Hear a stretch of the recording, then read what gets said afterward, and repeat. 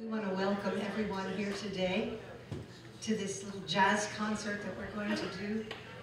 It's been a while since the Bunk Johnson Festival was going on in New Iberia, and when I was teaching school, I always did a jazz unit, and my students would bring flowers over here and put on Bunk Johnson's grave, and I would take them to the library to see the Bunk Johnson room. This is a special city because we're part of the growth of jazz. It started in New Orleans, but Bunk came over here on a train, an excursion train, and liked New Iberia so much that he decided to stay.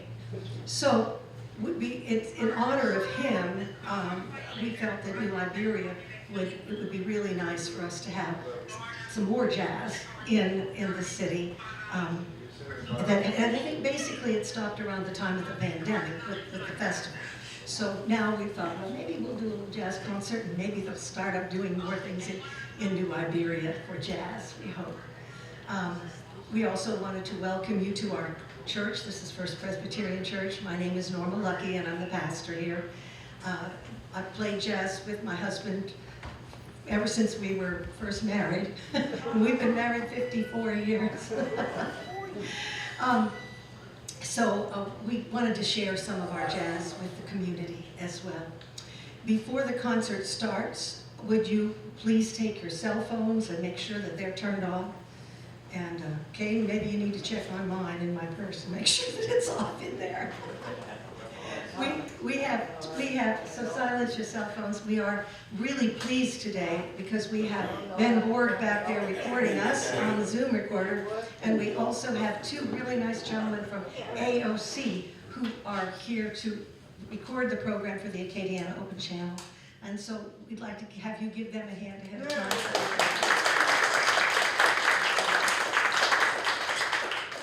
I'd like to introduce you to the members of our group. On drums, we have Ron Crowley.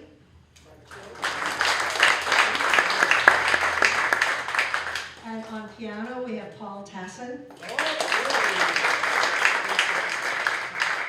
And we have two guest performers today. Also, we have Mark Mahaffey on guitar. He'll be playing with us. Clayton, stick your head out the door. And back there is my grandson, our grandson, Clayton Abshire, who's going to play with me today as well. Okay, so shall we start? Yeah. I first would like to talk to you about the program. We're doing it as an it's going to feed, isn't it? Yeah. We're doing it as kind of an educational program today. We can't do the whole history of jazz in one afternoon. So what we're basically going to do is we'll be kind of historically in order. Since we are not a Dixieland group, we don't have the trumpet and the trombone and so on, we won't be able to be doing Dixieland today. But we will start with a pre-jazz form, which is the blues, at which time all of us have heard the blues, and we know that jazz today still uses the blues. All of these different styles that we're going to do today were started at a certain time, but they didn't go away. You know how some fads go away with rock and roll, it's one kind or another. We don't see the twist anymore. But with jazz, the style started, and then it just kept on going. So we still perform blues today, and this, as my example of the blues, I'm going to start by showing you the Empty Bed Blues. The Empty Bed Blues was done by Bessie Smith in 1928. And this is simply to show you the style of the blues and how it's put together. I got up this morning with an awful aching head. That's the first part. Okay, part A. Part B, slightly different, but just about the same. I got up this morning with an awful aching head. Third part, two antecedents and a consequence. 'cause my man done left me a room and an empty bed. And that, and that's a 12-bar form, 4 bars. Now, at the beginning, you would also see some call and response. I got up this morning with an awful aching head. Ba-doo-ba-dwee-ba-doo-ah. I got up this morning with an awful aching head. Ba-da-doo-ba-da. Right? And then and so on. So and then comes the consequence. The whole idea is that there's a call and a response. So now we're going to do an instrumental blues. Still going to be the same 12-bar form. And this one only has 2 notes in it. Right? No, but that's a lot. In 1942, American band leader Duke Ellington wrote this very simple blues that's actually quite interesting. It's called C-Jam Blues, and it consists entirely of 2 notes. I would like to introduce Mark Mahaffey. I'm going to play the 2 notes. Yeah.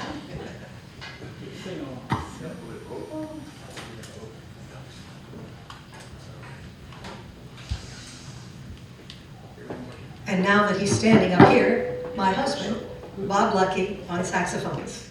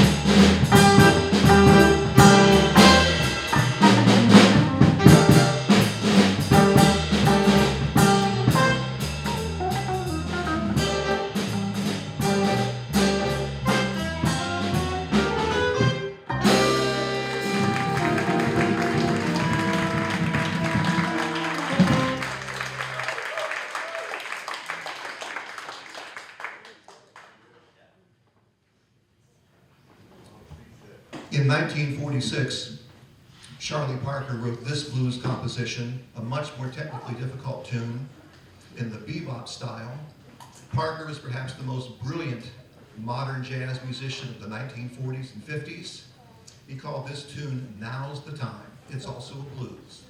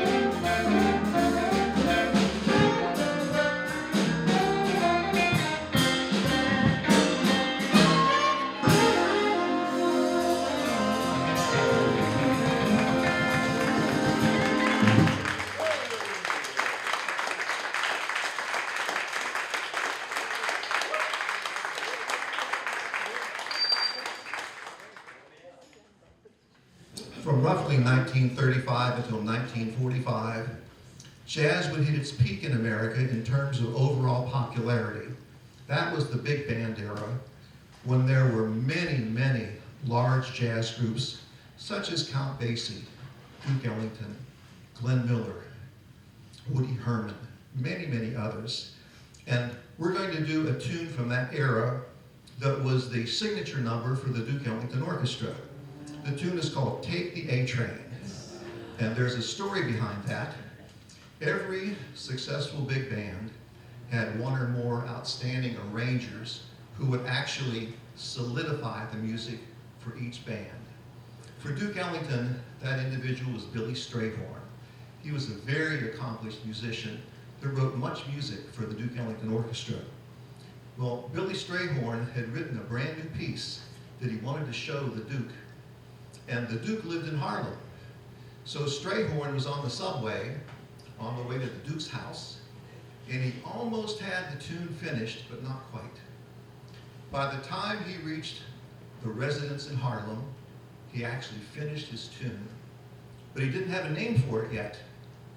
He had been riding the A train to Harlem, so he called the tune Take the A Train.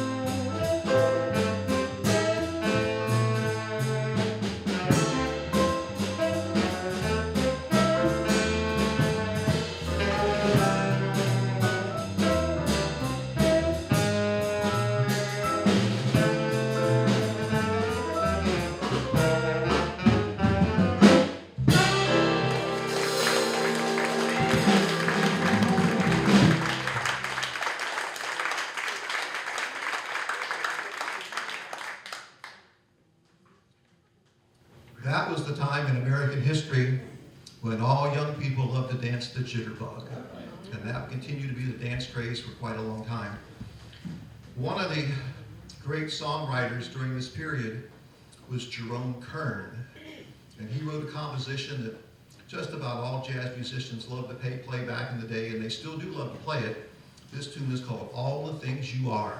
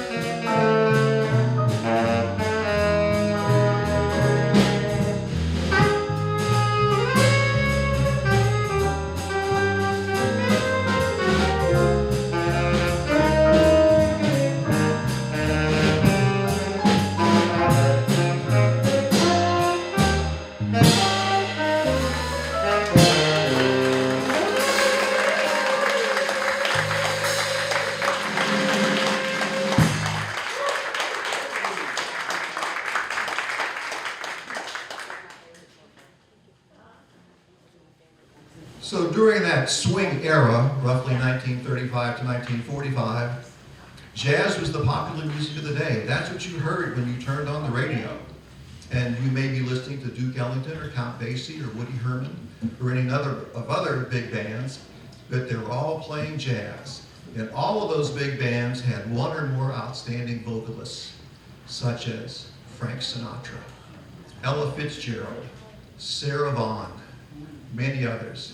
So Norma Jean's going to tell you about a tune that was popular during this period. I'd like to sing for you, but not for me.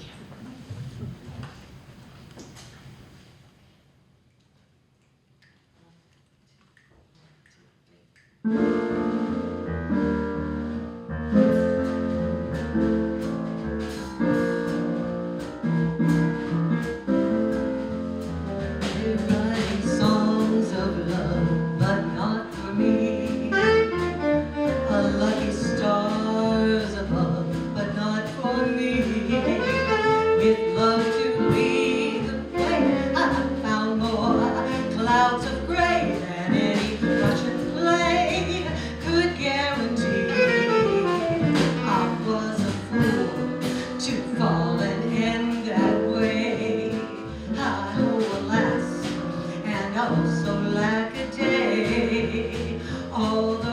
can't dismiss the memory of his kiss, I guess it's not for me. I guess it's not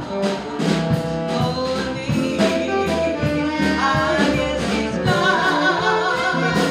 not for me.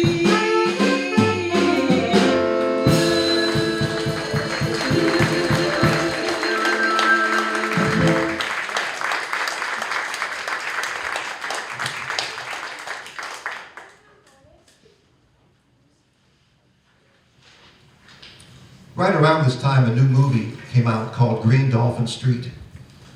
And unfortunately, the movie never lived a long period of success, but its music lived on. The theme song for Green Dolphin Street was picked up by trumpeter Miles Davis in the 1950s. And he said, I can do something better with this tune. And he did. So to this day, just about every great musician has played Green Dolphin Street. I gotta stick something in here too. It has a style change in it. And so the very beginning sounds Latin, and then it goes into swing, and then it goes back to Latin, and then it goes back to swing. So it makes it quite interesting, and you can follow Ron as he changes those styles. Yeah, right.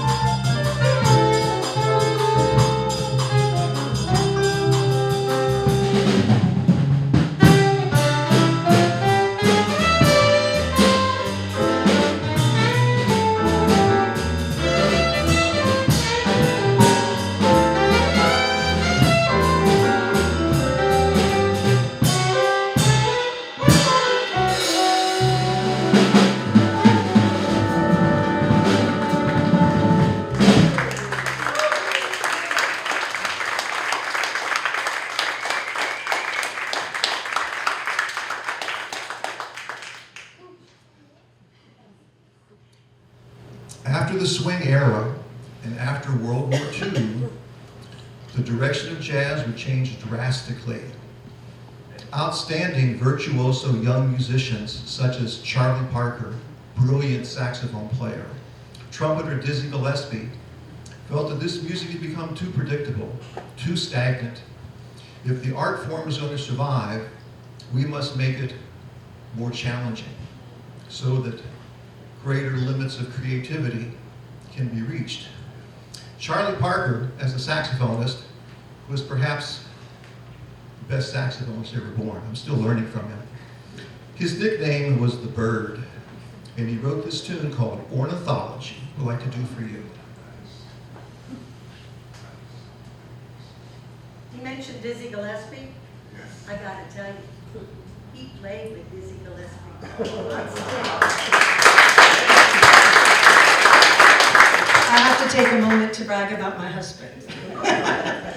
He's played on stage with Dave Brubeck Quartet, with Dizzy Gillespie, and also, for my enjoyment, I have to admit, the Four Tops and the Temptations.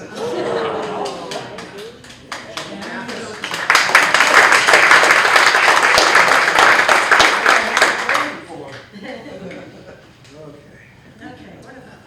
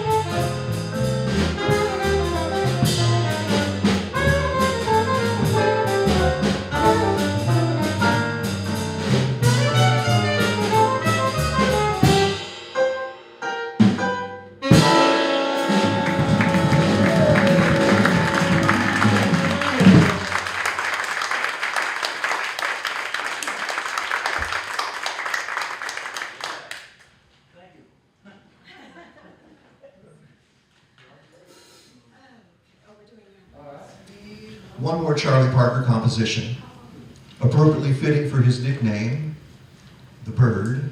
This tune is called Yardbird Suite.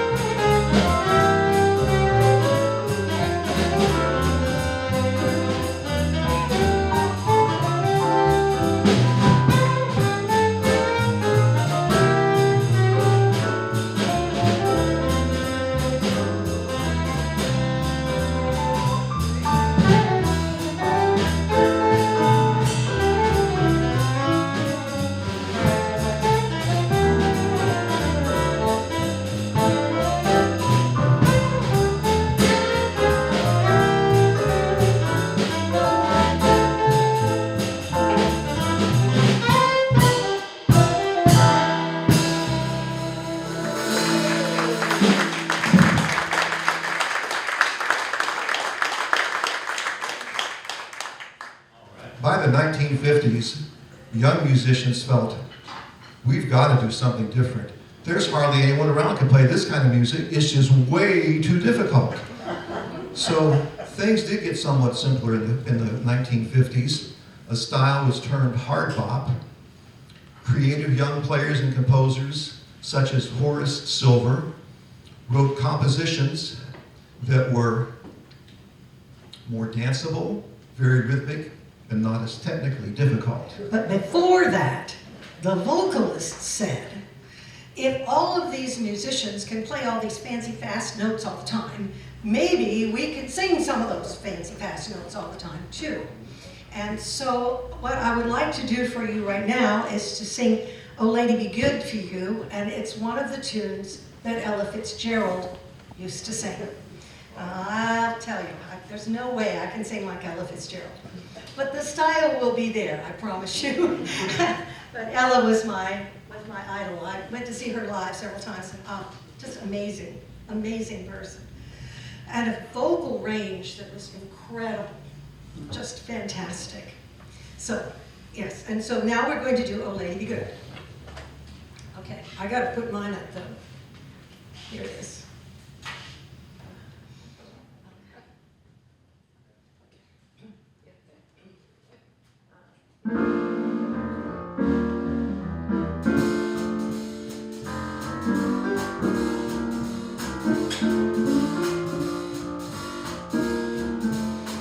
Oh, sweet and lovely lady, be good. Oh, lady, be good to me. Well, oh, and misunderstood. Oh, lady, be good to me. Well, here I am in this old city. Why don't you please have pity, pity, pity, pity on me? I'm such a lonesome lady in the woods. Oh, lady, good to me.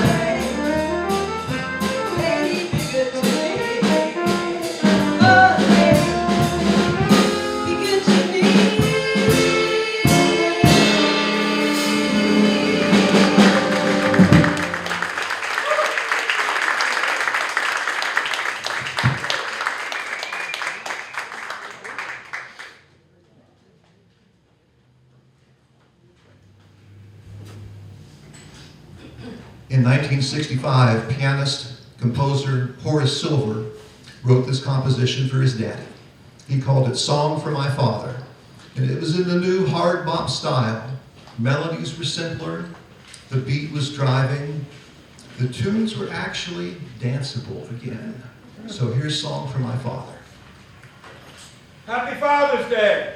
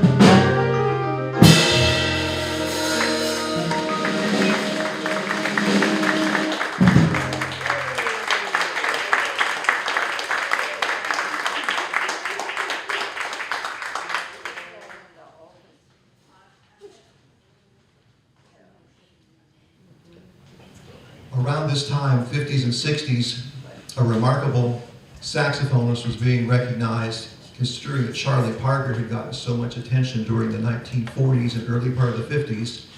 That was Cannonball Adderley.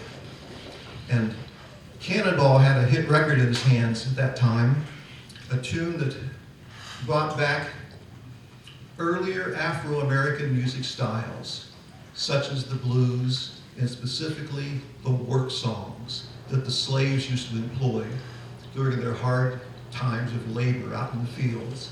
So I'd like to introduce our grandson, Kane Abshire, to join us on this one. This is work song. Kane is going to be going to Northwestern State University this fall as a music major, saxophonist, and wants to be a band director.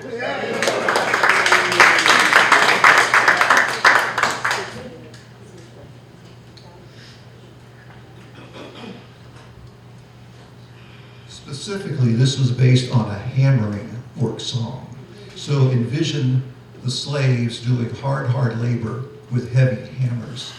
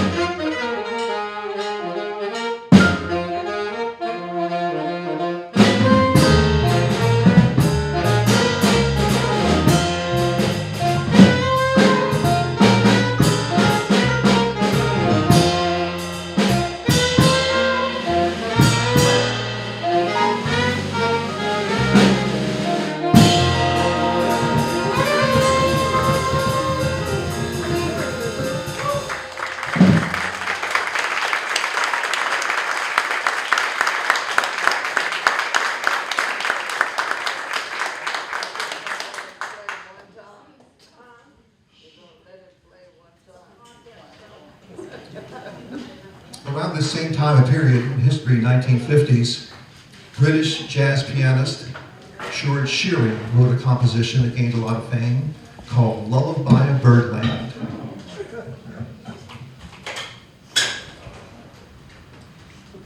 I'm so old, I remember watching George Shearing play this on television.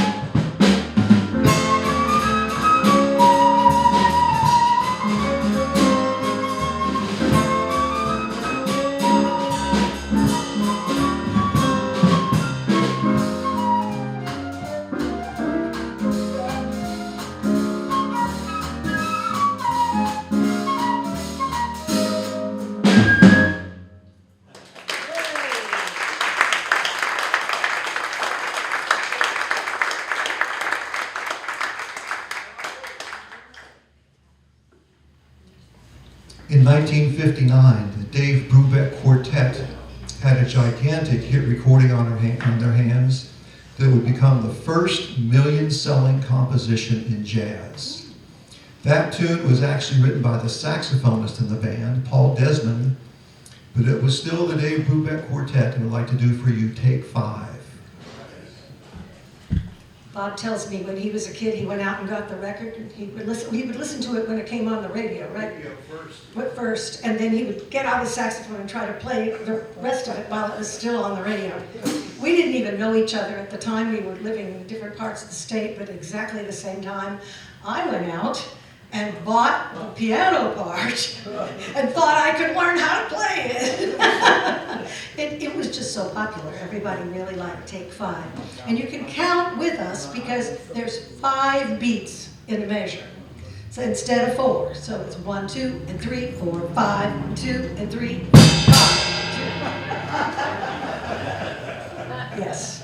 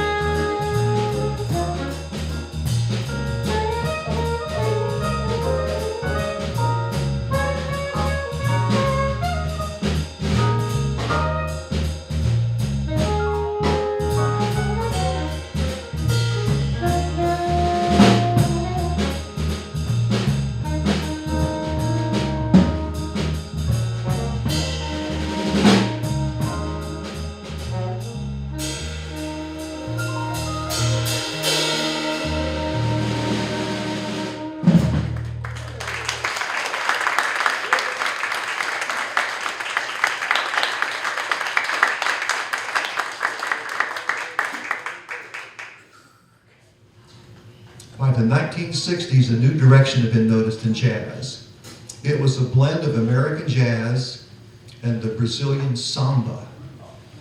The style itself was termed bossa nova, and the bossa nova was a hit dance and style during the 1960s.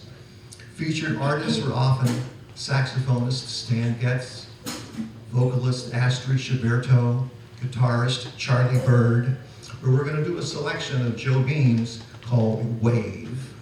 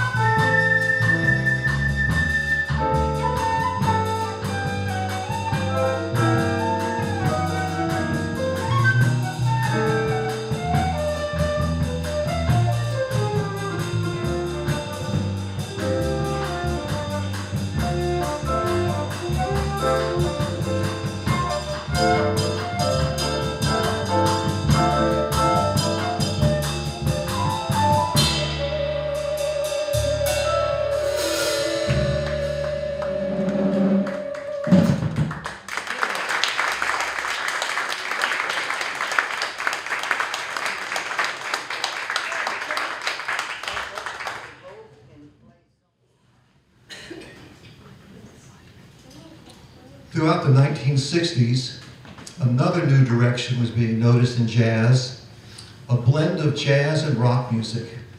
You know, rock got its start in the early to mid 50s with gigantic celebrities like Elvis Presley, Fats Domino, Bill Haley, the Comets, Little Richard, so many others.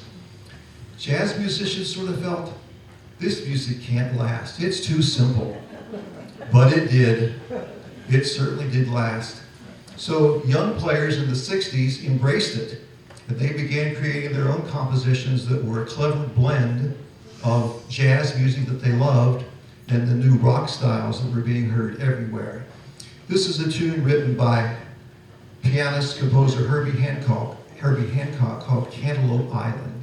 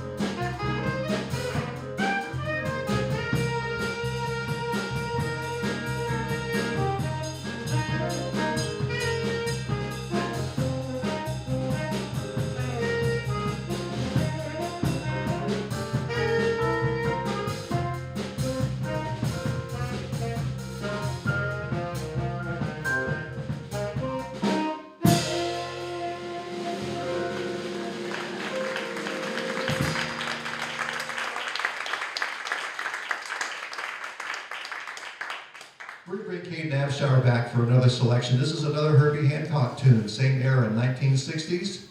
He called it Watermelon Man. I heard him get interviewed once about this piece. And he said he was looking for something that would tell about the African American experience in this country. And he said that he said the hardest part for him was that he wasn't from the South.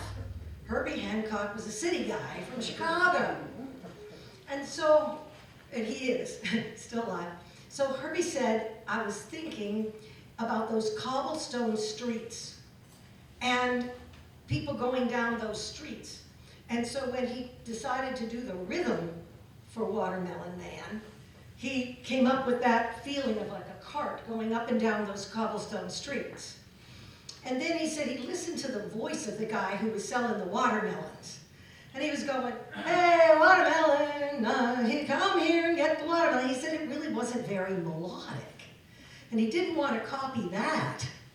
But then he noticed the ladies who would stand on the balcony along the street. And they'd go, hey, watermelon man. Hey, watermelon man. He said, there was my melody.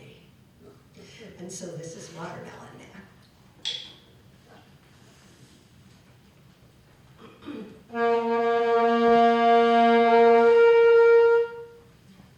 So this is the end of our Jazz History Tour for today. We'd like to thank you for being a great audience. You've been listening to Paul Tassin on the keys.